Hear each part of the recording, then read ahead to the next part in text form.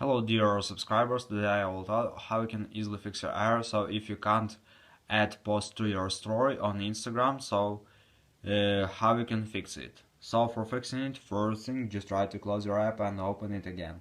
And if it doesn't help you, just go to the settings. In the settings, if you're using Wi-Fi, just turn on Wi-Fi, turn it off and turn on again. Also you can do it with mobile data, just turn on mobile data and turn off again. And just try to turn on airplane mode, wait a second and just turn it off. So after, just go to the general, just scroll down, just tap on shutdown, slide to power off, wait a second and just power on your phone again. So just simple, restore your phone. And if it doesn't help you, if you still have the error, so just try to update your Instagram app. So just go to App Store, just go to search tab, in search tab just write Instagram, and if you see here not open with update, just tap on update and it will successfully download and install the latest updates for your Instagram. So thanks for watching, have a nice day, subscribe to my channel, click like, and goodbye.